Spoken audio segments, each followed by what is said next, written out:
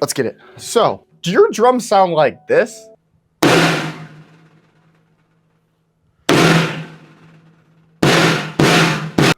Well, today I'm gonna show you 4 ways to instantly get them to sound like this.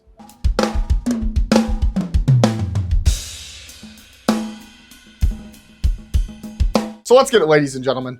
Here's 4 ways to instantly improve your drum sound, and maybe a little bonus one at the end. I'm gonna be honest with you.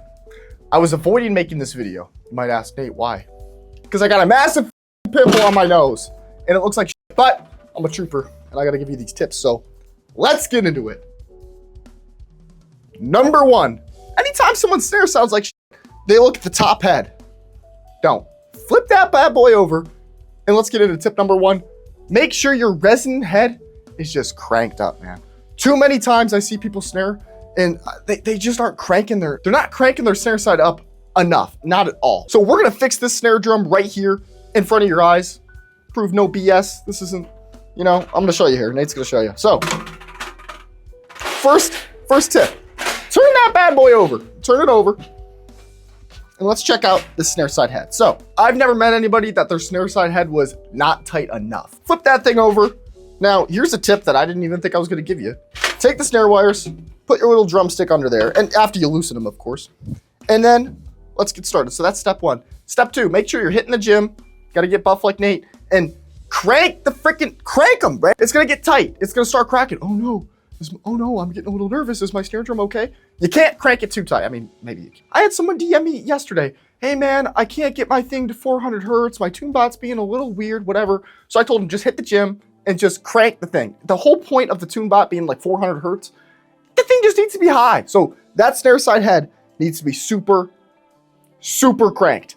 Let's just start with this. How does this sound? That sounds pretty high, right? No, if you do that, but it kind of sounds like a timbali. Timbales are pretty high, like bang, bang, bang. But it's still not high enough. How to get the tune bot out? No, you can't afford a tune bot. So let's get going and just start cranking this thing up. And of course I got this terrible drum key. That thing. So let's just start getting our muscles going.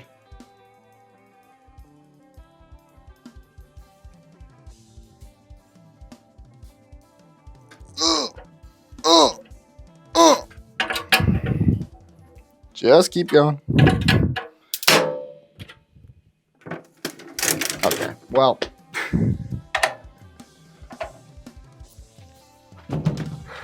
That, dude, I just broke the head. Give me a reason.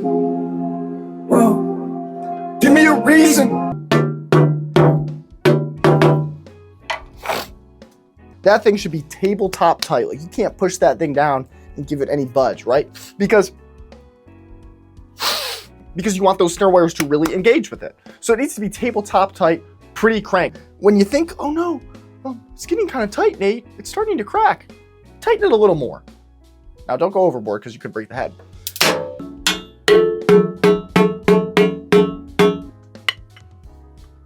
Now we're gonna focus on the batter head with tip number 2. Ready?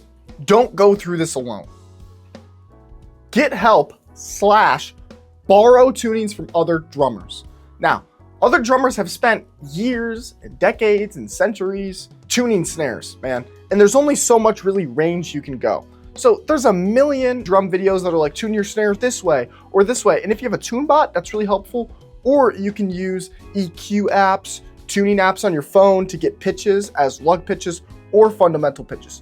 So that's why step number 2 is just get help from other drummers. There's so many resources and tuning frequencies out there that you can borrow and use and test to see what you like. You don't have to go through this alone of like, man, like I don't really know where my head is sitting. I actually made a free drum tuning cheat sheet that you can download below. It's a collection of like low, medium, high tunings for big kits. I got my exact tunings of my kit on there right now. And I got Luke Holland's drum tunings on there, which I snagged from Matt Horn.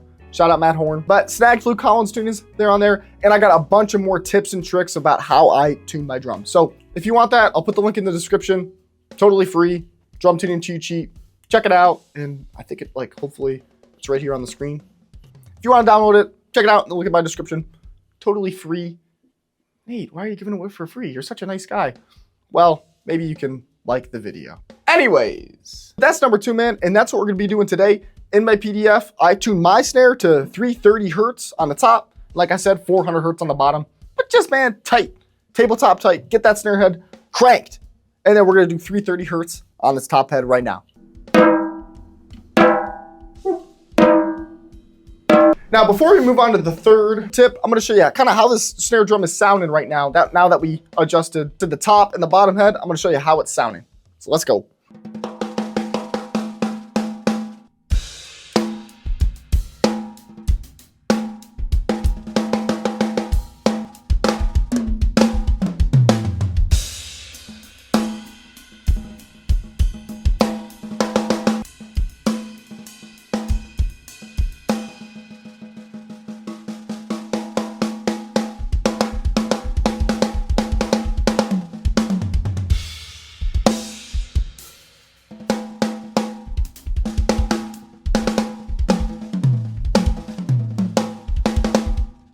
So I hope I demonstrated there without overplaying. Number 3 here, tighten those snare wires up, but don't over tighten them.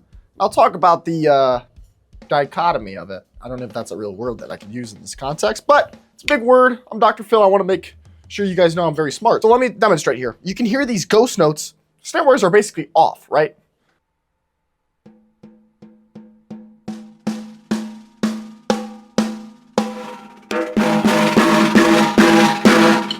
See what I mean there? It sounds like right? But that's because the snare wires are too loose. Now let me show you this. What happens if we get them way too tight?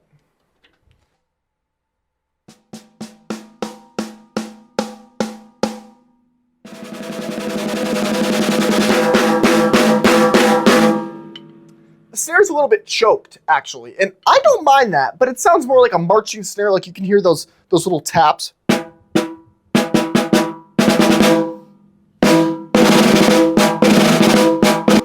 And that's kind of, you don't really want that. You kind of want a middle ground. So, like, that's super tight, but now check this out. That's why you want a nice middle where, see, that's like there, but it's not, right? See, that's too light. That's pretty good. In that middle ground, you get that crack. If it's too low, it sounds like, but then if it's too high, it sounds really kind of like choked and, like tip, like.